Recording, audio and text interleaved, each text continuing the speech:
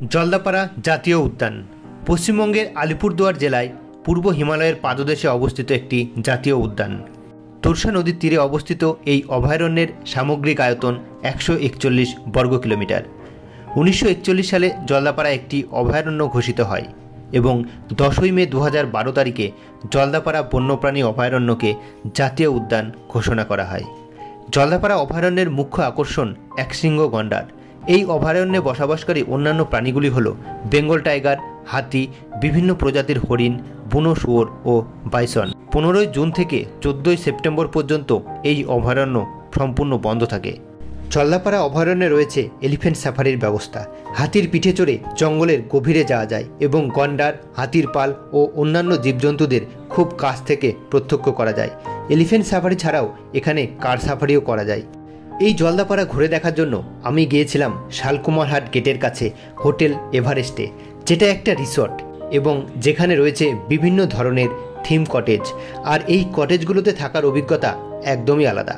তো চলুন সব আগে জেনে নিই শালকুমারহাট পৌঁছাবো কীভাবে। এই রিসর্টে পৌঁছানোর জন্য সব আগে পৌঁছে যেতে হবে ফালাকাটা রেলওয়ে স্টেশনে। ফালাকাটা যাওয়ার জন্য কলকাতা থেকে প্রচুর ট্রেন পেয়ে যাবেন, যেমন Kanchenjunga, Teesta Torsa, Saraighat express, Kamrup express, Uttarbanga express ইত্যাদি। তো ফাইনালি পৌঁছে গেলাম ফালাকাটা স্টেশনে। এবার স্টেশন থেকে বেরিয়ে যাব।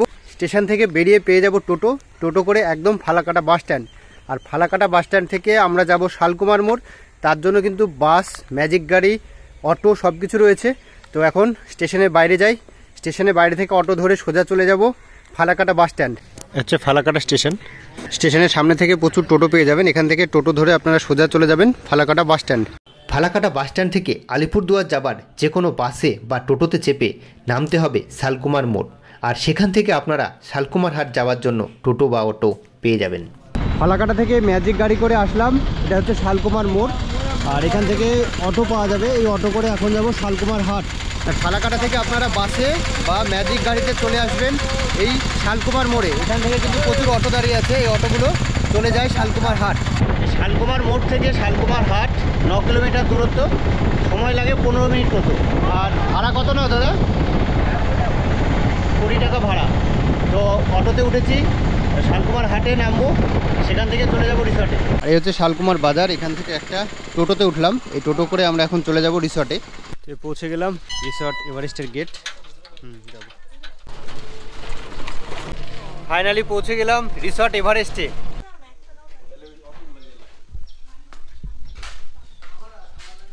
নমস্কার দাদা। তো ফাইনালি আমরা পৌঁছে গেলাম রিসর্ট এভারেস্টে। আর রিসেপশনে আসলাম, চেক ইনটা করে নিয়ে অনেকটা দেরি হয়েছে, প্রায় 3টে পার হয়ে গেল।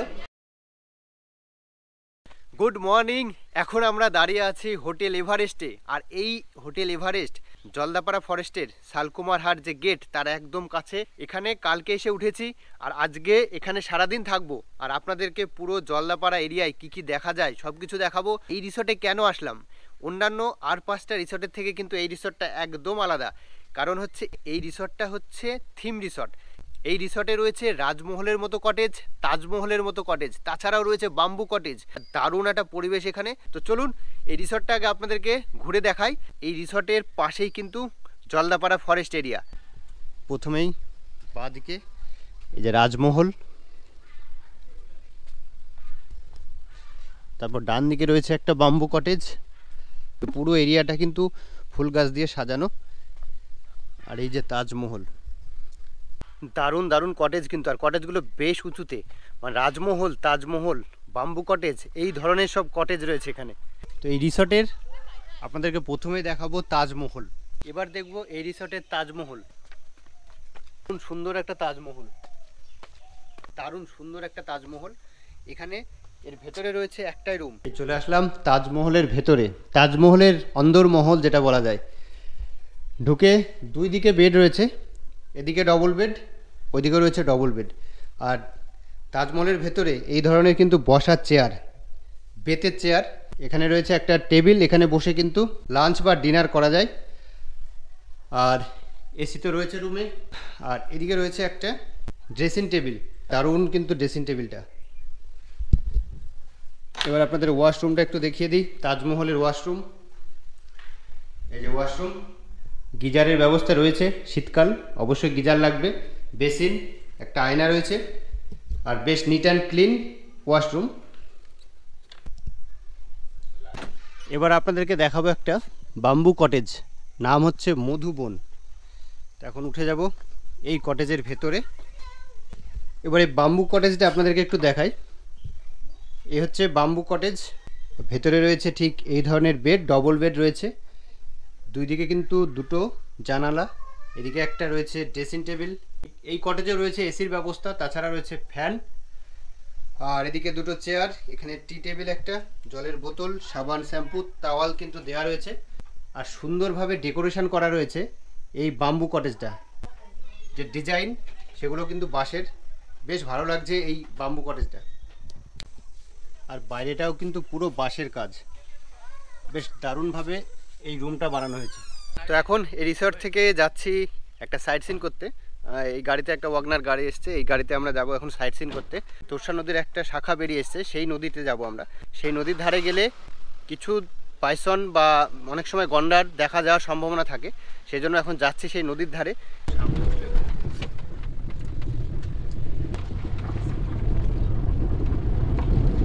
তো বেরিয়ে পড়লাম একটা সাইট সিন করতে। তো এখানে আমরা যেটা দেখবো সেটা হচ্ছে তোরসার একটা শাখা, আর এই নদীটার নাম শিশেমারা নদী। তো সেখানে গেলে কিছু জন্তু জানোয়ার দেখার একটা সম্ভাবনা থাকে। তো বিকেল টাইমটা নাকি বেশি দেখা যায়, এখন যদিও 12টা বাজে দুপুরের সময়, যদি লাখ থাকে দেখতে পাবো। নদীর ধারটা একটু ঘুরবো।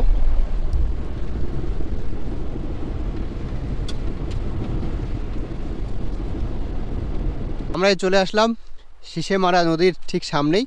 আর এই নদীর উল্টো দিকে কিন্তু দারুণ চা বাগান রয়েছে, এই যে পুরো চা বাগান, আর এদিকটায় নদী, মাঝখান দিয়ে বয়ে চলেছে রাস্তা। নদীর ধারে কিছু বালি, কিছু নুড়ি পাথর, এগুলো কিন্তু রয়েছে নদীর ধারে। এই হচ্ছে নদী, নদীর জল বয়ে চলেছে, বেশ পরিষ্কার নদীর জল। ভেতরের যে পাথরগুলো, নুড়ি পাথর আছে, সেগুলো কিন্তু পরিষ্কার দেখা যাচ্ছে। দারুণ ঠান্ডা কিন্তু জল, আর পরিষ্কার, একদম স্বচ্ছ পরিষ্কার জল এই নদীর, আর বেশ ঠান্ডা আছে জলটা। মানে এটা কিন্তু তোরসারে একটা শাখা, শিশেমারা নদী। বিকেলের দিকে কিছু জন্তু জানোয়ার, গন্ডার, এগুলো চলে আসে। তো এখন অবশ্য সেই ধরনের কিছু দেখতে পাচ্ছি না। নদীর উল্টো দিকে রয়েছে এরকম চা বাগান, দারুণ সুন্দর জায়গাটা। নদীর ধারে ঘুরে আসলাম, এবার চা বাগানে চলে এসেছি। মানে একদম কিন্তু উল্টো দিকে, রাস্তার একদিকে রয়েছে নদী, আর একদিকে রয়েছে এরকম চা বাগান। জায়গাটা কিন্তু আমার দারুণ লাগলো। শিশেমারা নদী থেকে সোজা চলে আসলাম জলদাপাড়া শালকুমার হাট ফরেস্টের গেটে। এখন দাঁড়িয়ে রয়েছি জলদাপাড়া ফরেস্টের শালকুমার হাট গেটে। আর এখানে দেখুন জলদাপাড়া 0 কিমি, মানে এটাই কিন্তু জলদাপাড়ার একদম 0 পয়েন্ট। এখানে রয়েছে টিকিট কাউন্টার, আপনারা আসলে অফলাইনে এখান থেকে টিকিট বুক করতে পারবেন। সাফারির যে গাড়িগুলো সেগুলো এই দিকে দাঁড়িয়ে রয়েছে, এই হুড খোলা গাড়িগুলো করেই জঙ্গল সাফারি করা হয়। অনলাইনে আপনারা এই জলদাপাড়া ফরেস্টের সাফারির জন্য বুক করতে পারেন। অনলাইনে যে ওয়েবসাইট আছে সেটা আমি ডেসক্রিপশানে দিয়ে দিচ্ছি, আপনারা সেই ওয়েবসাইটে গিয়েও কিন্তু আগে থেকে বুকিং করেও এখানে আসতে পারেন। আর এখন যেহেতু সিজন টাইম, অফলাইনে এখন এসে টিকিট পাওয়া খুব সমস্যা। যারা অনলাইনে বুক করে আসবেন তাদের ক্ষেত্রে কিন্তু সব থেকে ভালো হবে। আমিও অফলাইনে টিকিট বুক করবো ভেবেছিলাম, কিন্তু এখানে এসে দেখছি প্রত্যেকটা স্লট বুকিং, কোনো স্লট ফাঁকা নেই। অনলাইনে বুকিং করে আসাটাই ভালো হবে। আর এই হচ্ছে টিকিট কাউন্টার। অফলাইনে টিকিট বুকিংয়ের জন্য এখানে এসে টিকিট বুক করা যায়। এখানে 4টে শিফটে কার সাফারি করা হয়, টাইমিংগুলো লিস্টে দেওয়া আছে, আপনারা পজ করে দেখে নিতে পারেন। একটা গাড়িতে সর্বোচ্চ 6 জন সাফারি করতে পারে, তার জন্য মোট খরচ হয় 3430 টাকা, অর্থাৎ জন প্রতি খরচ পড়ে 571 টাকা। আর এই গাড়িতে শুধুমাত্র একজন সাফারি করলে খরচ পড়ে 2430 টাকা। wbsfda.org এই ওয়েবসাইটে গিয়ে আপনারা এই কার সাফারি অনলাইনেও বুক করতে পারেন। এছাড়াও এখানে এলিফ্যান্ট সাফারি করার ইচ্ছা থাকলে অবশ্যই আগে থেকে অনলাইনে টিকিট বুক করে রাখবেন। এখন কি কোনো স্লট ফাঁকা আছে সাফারি করার জন্য, জঙ্গল সাফারি? জঙ্গল সাফারি অ্যাকচুয়ালি এখন তো অনলাইনে সব বুকিং হয়। তো যা সিট ছিল আমাদের 36টা সিট, 36টা সিটে ফুল বুক আছে আজকে টোটাল। আজকে 1.5টার ট্রিপেও 36টা, 3.5টার ট্রিপেও 36টা ফুল বুকিং। অ্যাকচুয়ালি অনলাইনটাই বেস্ট। অনলাইনটা করলে আপনার গাড়িটা কনফার্ম থাকে, গাড়িটা আপনি পাবেনই। আর যদি অফলাইনে আসেন ওইটা আনসিজনে অফলাইনটা বেশি পাওয়া যায়, আর সিজনে একটু অনলাইনটাই বেশি ভালো, বেস্ট হয়। তো দাদা বলছে যে যারা সিজনে আসবেন এখানে এই জলদাপাড়া ফরেস্টে সাফারি করবেন ভাবছেন, তারা কিন্তু অবশ্যই অনলাইনে বুক করে আসবেন। আর যদি অফ সিজন আসেন সেই ক্ষেত্রে আপনারা সরাসরি চলে এসেও সিট অ্যাভেলেবেল পেয়ে যাবেন, কিন্তু সিজন টাইমে কিন্তু এসে অ্যাভেলেবেল পাওয়াটা খুব সমস্যা, যেটা আমিও কিন্তু অ্যাভেলেবেল পেলাম না। আপনাদেরকে দেখালাম কিভাবে বুকিং করবেন, কত টাকা খরচ, সব কিছু কিন্তু আপনাদের দেখালাম। হোটেল এভারেস্টে আজকে দ্বিতীয় দিনের লাঞ্চে এখন আমরা, আর আজকে লাঞ্চেও রয়েছে মোটামুটি সেম মেনু। লাঞ্চে ভাত, বেগুন ভাজা, পাঁপড় ভাজা, ডাল, আলু ফুলকপির তরকারি, কাতলা মাছ আর এই যে স্যালাড। তো দেখি খাবারের টেস্টটা কেমন হয়েছে। প্রথমে একটু ডাল দিয়ে টেস্ট করি। ডালটা কিন্তু বেশ ঘন।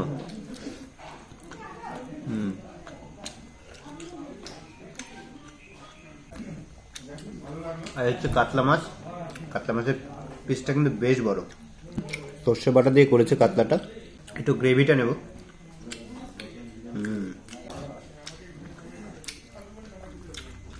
দারুণ রান্না করেছে সর্ষে বাটা দিয়ে কাতলা মাছ। প্রত্যেকটা রান্না কিন্তু টেস্টি। আর রিসর্টের এইদিকে একটা পার্ক মতো করা আছে, বেশ সাজানো গোছানো। এখানে একটা ফিশ ট্যাঙ্ক, এখানে রয়েছে চিকেন ফার্ম, দোলনা টোলনা সব রয়েছে। এখানে কিছু বসার জায়গা, চেয়ার টেবিল রয়েছে। এই রিসর্টের একদম শেষের দিকটা এখানে কিছু বসার জায়গা টায়গা করা আছে। এখানে বসে, এদিকে যে ফরেস্ট রয়েছে এইদিকে কিন্তু আপনারা এখানে বসে থাকলে বিভিন্ন ধরনের পাখি, ময়ূর, এমনকি রাত্রির দিকে নাকি এদিক দিয়ে হাতিও চলাচল করে। বিকেলবেলা এদিকটা কিন্তু সূর্য অস্ত যাচ্ছে, দারুণ একটা মনোরম পরিবেশ। একদম জঙ্গলের এরিয়ার শেষ সীমান্তেই কিন্তু এই রিসর্টটা। আর এখানে এই জায়গায় বসে থাকলে প্রচুর পাখির আওয়াজ কিন্তু শোনা যাচ্ছে।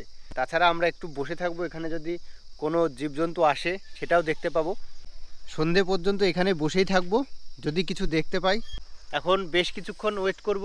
চোখ একদম আমাদের এখন থাকবে জঙ্গলের দিকে, যদি কিছু দেখতে পাই সেই আশায়। এখন কিছুটা সময় কিন্তু এখানেই কাটাবো। বেশ কিছুক্ষণ বসে থাকলেও ময়ূর ছাড়া আর কিছুই আমরা দেখতে পেলাম না। সন্ধেবেলা স্ন্যাক্স আর চা খাওয়ার পর বনফায়ার আর বারবিকিউয়ে বেশ কিছুক্ষণ সময় কাটালাম।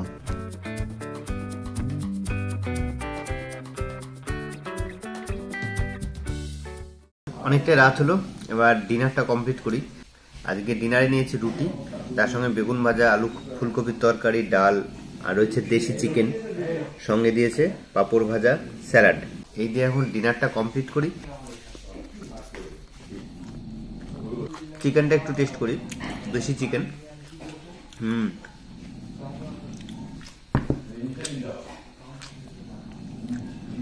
দারুণ।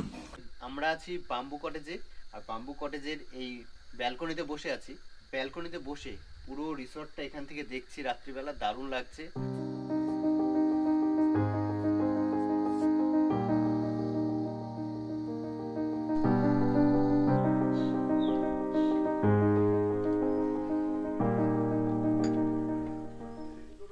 Good morning. আজকে আমরা এই রিসর্ট থেকে চেক আউট করবো। দুদিন এখানে থাকলাম, দারুণ লাগলো এই রিসর্ট। চেক আউটের দিন আমাদের ব্রেকফাস্টে ছিল রুটি, আলুর তরকারি আর ডিম সিদ্ধ। এখানে আমরা তো অনেকগুলো কটেজ দেখলাম, বিভিন্ন রকম থিম কটেজ আছে এখানে। সেগুলোর মানে ভাড়া বা প্যাকেজ কি সিস্টেম আছে গেস্টদের জন্য, সেটা যদি আমাদের দুটো বাম্বু কটেজ আছে, যেটা হচ্ছে রুম রেন্ট আছে, আমরা ওটা রেখেছি 2000 করে শুধু লজিং, আর ফুডিংটা আমরা টোটালি আলাদা করে রেখেছি। যেটা হচ্ছে প্যাকেজটা, টোটাল প্যাকেজটাই হচ্ছে লাঞ্চ থেকে শুরু করে স্ন্যাক্স, ডিনার, ব্রেকফাস্ট, এটা পার হেড 700 টাকা, ঠিক আছে। এবং সেটা হচ্ছে ব্রয়লার চিকেন দিয়ে। এবং যদি কেউ অনেকে বলে হয়তো আমরা মাটন করবো বা দেশি চিকেন, ওটা একটা আমরা আলাদা করে ওটা ব্যবস্থা করে দিই। ওটা অ্যাড কিছু প্লাসের ব্যাপার থাকে, সেটা প্লাসটা আমরা করে নিতে হয়। আর আমাদের যেটা প্যালেসগুলোতে যেটা দেখছেন, রাজমহল এবং তাজমহল যেটা দেখছেন, সেটা আছে 4 বেডরুম, ওটা হচ্ছে 3500 টাকা রেট শুধু লজিং। আর ফুডিংটা তো বললাম আমি, যেটা পার হেড 700 টাকা। আর আন্ডারগ্রাউন্ড যেটা রুম যেটা আছে, সেটা হচ্ছে আপনার 4 বেডরুম, 2000 টাকা রেট আছে শুধু লজিং, ফুডিংটা আলাদা।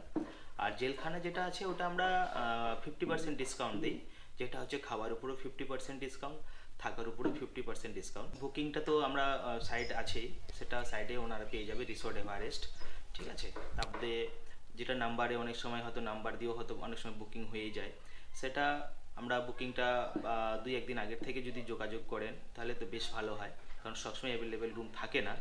ঠিক আছে, আর যেটা হচ্ছে পিক আপ ড্রপ, যদি বলে যে আমাদের পিক আপ ড্রপ করতে হবে, হ্যাঁ সেটাও আমরা ব্যবস্থা করে দিই, সেটা যাতে আগের থেকে যোগাযোগ হলে সুবিধা হয়। Thank you. ঠিক আছে, ভালো থাকবেন, থ্যাংক ইউ, নমস্কার। আর এখন সময় হলো দুপুর 12টা, আমরা চেক আউট করলাম। এই বাম্বু কটেজেই কিন্তু 2 দিন ছিলাম, আর আজকে এখান থেকে চেক আউট করে চলে যাচ্ছি। দারুণ লাগলো এই রিসর্ট, আশেপাশে বেশ কিছু ঘোরার জায়গা আছে, তাছাড়া মেন অ্যাট্রাকশন যেটা এখানকার সেটা হচ্ছে জলদাপাড়া ফরেস্ট। তো আপনারা কিন্তু এখানে আসলে এই জায়গাগুলো ঘুরে দেখতে পারেন, দারুণ লাগবে এই হোটেল এভারেস্ট।